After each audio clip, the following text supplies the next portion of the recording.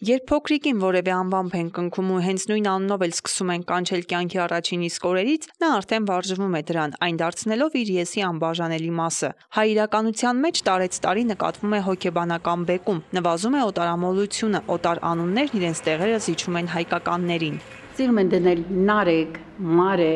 Նարե, Լուսինե, Դավիթ, Վարդան։ Իմ երեխեքս միշտ գոյ են եղել։ Մեկինը Համլետ է, մյուսն է Հարություն։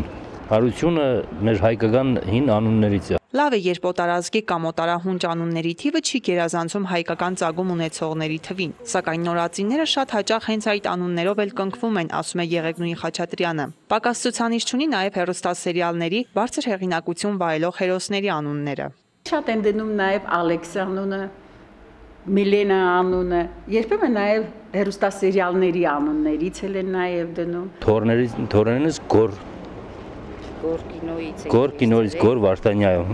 Ըստ Եղեգնուհի Խաչատրյանի, երեխայի ծնվելուց հետո ամենավիճելի հարցը անվան ընտրությունն է։ Մենք հայերս դեռ չենք ազատվել այն կարծրատիպից, որ եթե տատիկի կամ պապիկի անունը բարեհունչ չէ, այն կարելի է փոխարինել մեկ ուրիշ, ավելի գեղեցիկ անվամբ։ Նման դեպքերում վեճի առարկա հանդիսացող անունը հիմնականում երեխայի մոր սրտով չի լինում։ Հարցը քաշվում էր, բայց երևում էր, որ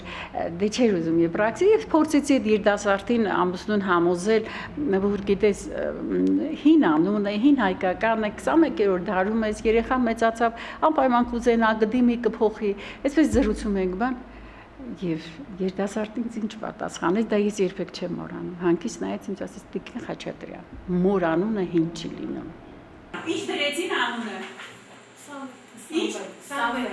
Ծնողի անունը հին չի լինում, սկզբունքով է առաջնորդվել նաև Գրիգորյանների ընտանիքը։ Մինչ իրենց նորածնի անունը քաղաքացիական կացության ակտերի գրանցման տարածքային բաժնում էր գրանցվում, տատիկը Ռիտա Գրիգորյանը նշեց, որ պապիկի անունը թորան միջոցով են ուզում հավերժացնել։ Ամուսնուս մահացել է, իր պապիկի անունն եմ տարել, Սամվել։ Ընդհանուր առմամբ սա համատարած երևույթ է, թորները հիմնականում անվանակոչվում են տատիկների ու պապիկների անուններով։ Ես շուտ էի պլանավորել, որ լիներ պապիկի անունը, Գրիգոր։ Մենք նոր պետք է ունենանք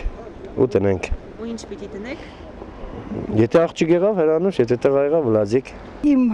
մամայի անունը եղել է Մարգո, պապայիս անունը Արտյոմ,